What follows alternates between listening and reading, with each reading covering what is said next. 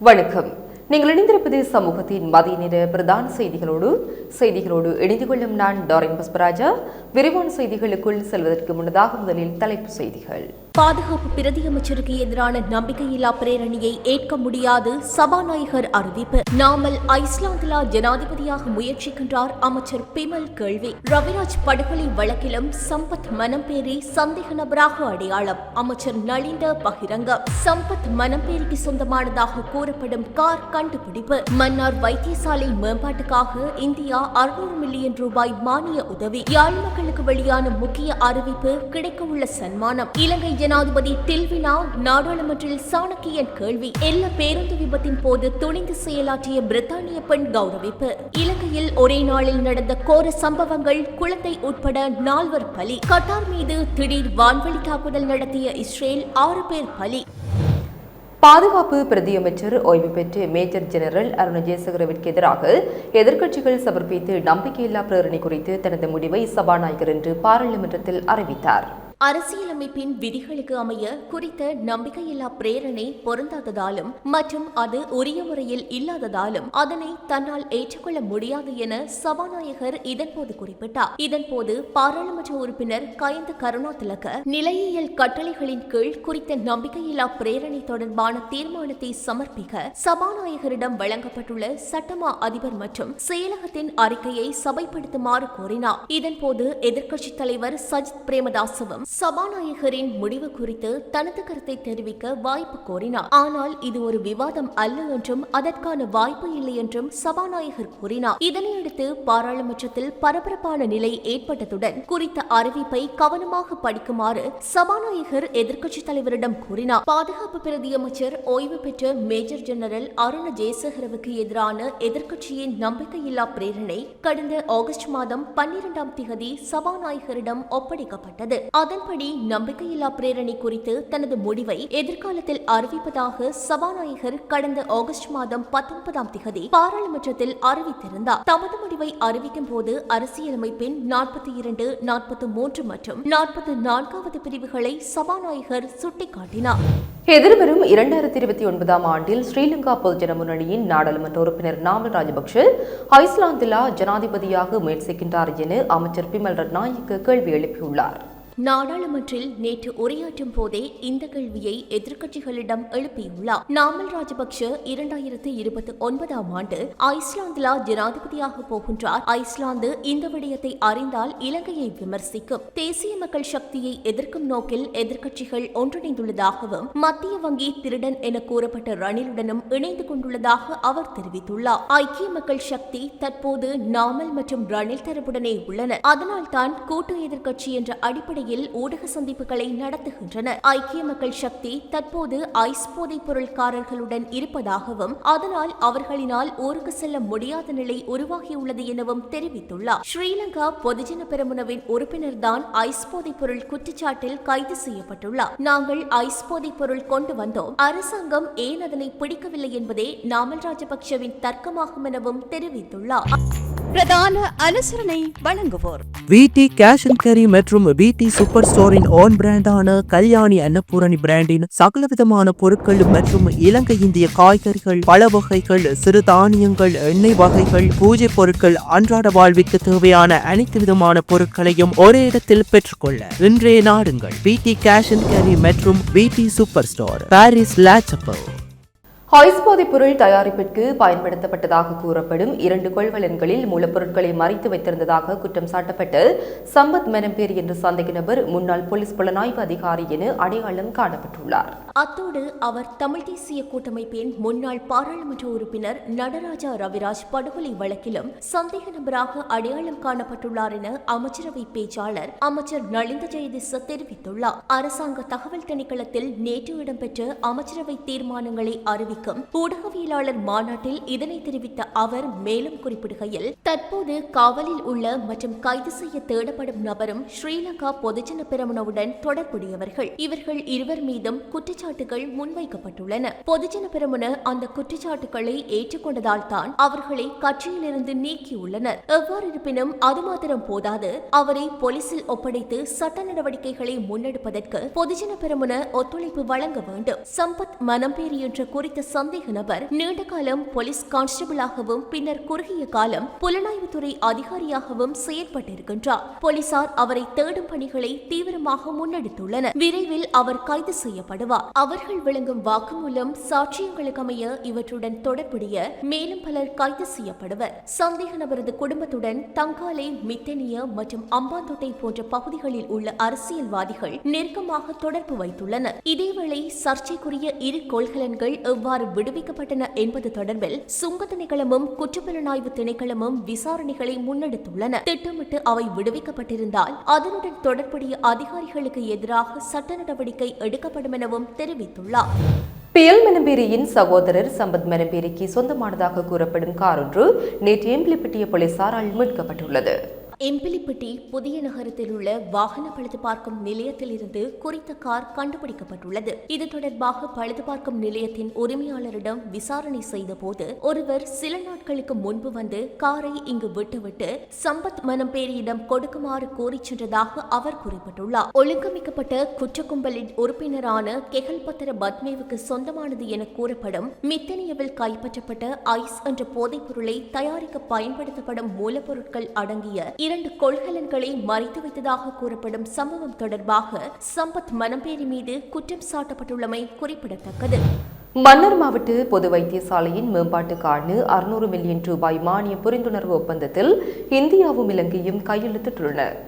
மன்னார் மாவட்ட பொது மருத்துவமனையில் விபத்து மற்றும் அவசர சிகிச்சை பிரிவை நிர்மாணித்தல் மற்றும் அந்த பிரிவுக்கு மருத்துவ உபகரணங்களை கொள்வனவு செய்தல் என்பனவற்றுக்காக 600 மில்லியன் ரூபாய் மானிய புரிந்துணர்வு ஒப்பந்தத்தில் இந்தியாவும் இலங்கையும் கையெழுத்திட்டுள்ளன. இந்த ஒப்பந்தத்தில் நேற்று இந்திய உயர்ஸ்தானிகர் சந்தோஷ் யா மற்றும் இலங்கை சுகாதார அமைச்சின் செயலாளர் அனில் ஜாசிங் ஆகியோர் கொழும்பில் வைத்து கையெழுத்திட்டுள்ளனர். இந்த திட்டம் மருத்துவமனைக்கு 2 மாடி விபத்து மற்றும் அவசர பிரிவின் சிவில் கட்டுமானத்தையும் அழகுக்கு தேவையான அனைத்து மருத்துவ உபகரணங்களை கொள்வனவு செய்வதையும் நோக்கமாக கொண்டுள்ளது. இந்நிலையில் குறித்த திட்டம் இலங்கையின் சுகாதாரத்துறையில் இந்தியாவின் ஒத்துழைப்பு பட்டியலை நீடித்துள்ளதாக இந்திய உயர்ஸ்தானிகரம் தெரிவித்துள்ளது. பெண்களுக்கான இலவச கருத்தடை சிகிச்சை முகாமிற்கு சமூக நல நோக்கில் பெண் கட்டாக்காளி நாய்களை பிடித்து தருபவர்களுக்கு ஒரு நாய்க்கு 600 ரூபாய் வீதம் சன்மானம் வழங்கப்படும் என நல்லூர் பிரதேச சபை அறிவித்துள்ளது.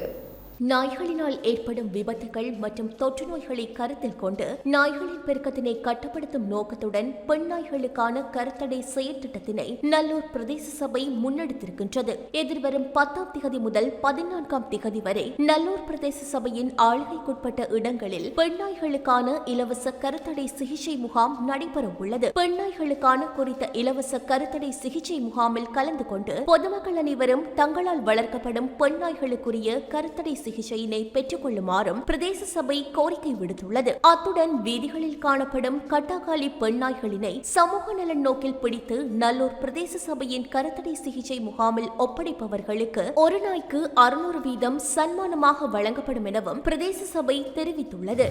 அரசாங்கத்தின் முக்கிய முடிவுகளை ஜேவிபியின் செயலாளர் ட்ரில்வின் சில்வாவை வெளியிடுகின்றார். அதுவே அரசின் முடிவாக வெளிவருகின்றது. அப்படியானால் நாட்டின் ஜனாதிபதி ட்ரில்வின் சில்வாவா என நாடாளுமன்ற உறுப்பினர் ரசானிக்கியன் கேள்வி எழுப்பினார். நாடாளுமன்றத்தில் நேற்று அவர் இப்படி கேள்வி எழுப்பினார். மாகாண சபை தேர்தல்கள் தொடர்பில் அரசு தரப்பு ஒன்றுக்கொன்று முரணான தகவல்களை வெளியிடுகின்றது. மாகாண சபை தேர்தல்கள் இந்த ஆண்டு முடிவதற்கு முன்னர் நடைபெறும் என்று ஜனாதிபதி கூறினார். முன்னைய விலக்கப்பட்ட பழைய தேர்தல் சட்டத்தின் கீழ் மாகாண சபை தேர்தல்கள் நடைபெறும் என்று பிரதமர் ஹரணி அமரசூரிய தெரிவித்தார் என சுமந்திரன் தகவல் வெளியிட்டுள்ளார். அடுத்த ஆண்டு ஆரம்பத்தில் இந்த தேர்தல் நடைபெறும் என்று அமைச்சரவை பேச்சாளர் நலிந்த ஜெயதிச அறிவித்திருந்தார். ஆனால் அரசாங்கத்தில் இடம்பெறாத டில்வின் சில்வாவோ எல்லை நிர்ணய பணி முடிந்த பின்னர் தான் மாகாண சபை தேர்தல்கள் என்று யாழ்ப்பாணத்தில் வைத்து அறிவித்துள்ளார். இப்போது ஜெனீவாவில் வெளிவிவகார அமைச்சர் விஜித ஹேரத் அதையே கூறுகின்றார். அப்படியானால் நாட்டில் தீர்மானத்தை எடுக்கும் ஜனாதிபதி பதவியில் இருப்பவர் டில்வின் சில்வாவா என்று சாணக்கிய நம்பி கேள்வி எழுப்பினார். வெள்ளவாய வீதியில் அண்மையில் நடந்த பேருந்து விபத்தின் போது துணிச்சலான நடவடிக்கை எடுத்தமைக்காக பிரித்தானிய பெண் ஒருவர் நேற்று நாடாளுமன்ற வளாகத்தில் கௌரவிக்கப்பட்டுள்ளார். கடந்த 4ஆம் திகதி இரவு இடம்பெற்ற குறித்த விபத்தில் காயமடைந்த பயணிகளுக்கு முக்கியமான உதவிகளை வழங்கியதற்காக எமி விக்டோரியா கிஃப் என்ற குறித்த பிரித்தானிய பெண் சுற்றுலா அமைச்சினால் பாராட்டப்பட்டார். அவசர சேவைகள் வரும் வரை பாதிக்கப்பட்டவர்களுக்கு மருத்துவ உதவி மற்றும் ஆறுதல் அளிப்பதற்காக அவர் சம்பவ இடத்தில் முன்வந்ததாக அதிகாரிகள் தெரிவித்துள்ளனர். இந்நிலையில் நாடாளுமன்ற வளாகத்தில் நேற்று நடைபெற்ற அவருக்கான கௌரவிப்பு நிகழ்வில் கருத்து வெளியிட்ட சுற்றுலாத்துறை பிரதியமைச்சர் ருவான் ரணசிங்க மனித குலத்திற்கு எல்லைகள் எதுவும் தெரியாது என்பதை அவரது தன்னலமற்ற செயல்கள் நமக்கு நினைவூட்டுகின்றன என்று குறிப்பிட்டுள்ளார். நாட்டின் பல பகுதிகளில் இடம்பெற்று வாகன விபத்துகளில் 11 மாத குழந்தை மற்றும் பாடசாலை மாணவர் உட்பட 4 பேர் உயிரிழந்தனர்.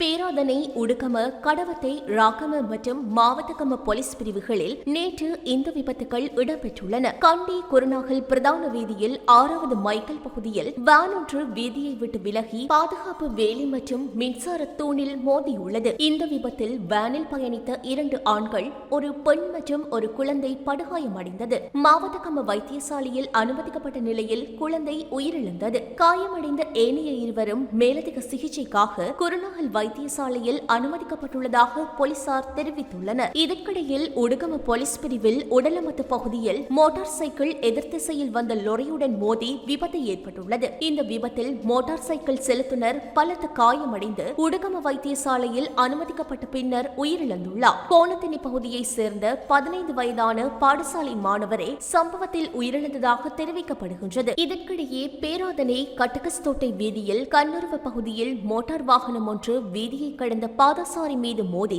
விபத்து ஏற்பட்டுள்ளது. விபத்தில் படுகாயமடைந்த பேராதனை கண்ணுருவ பகுதியைச் சேர்ந்த 57 வயதான பாதசாரி பேராதனை வைத்தியசாலையில் அனுமதிக்கப்பட்ட பின்னர் உயிரிழந்துள்ளார். கொழும்பு கண்டி பிரதான வீதியில் கிரில்லவெல பகுதியில் பிரைமோவர் வாகனம் ஒன்று வீதியை விட்டு விலகி நிறுத்தப்பட்டிருந்த அனர்த்த வாகனம் மீது மோதி அருகிலுள்ள 2 பாதசாரிகள் மீது மோதி விபத்து ஏற்பட்டுள்ளது. விபத்தில் 2 பாதசாரிகளும் பலத்த காயமடைந்து கம்பஹா வைத்தியசாலையில் அனுமதிக்கப்பட்ட நிலையில் ஒருவர் உயிரிழந்துள்ளார். இறந்தவர் ராகம நெலிகம பகுதியைச் சேர்ந்த 27 வயதானவர் என தெரிவிக்கப்பட்டுள்ளது. மத்திய பாதசாரி மேலதிக சிகிச்சைக்காக ராகம வைத்தியசாலைக்கு மாற்றப்பட்டுள்ளார். இந்நிலையில் இந்த விபத்து சம்பவங்கள் தொடர்பில் போலீசார் விசாரணைகளை முன்னெடுத்து வருகின்றனர்.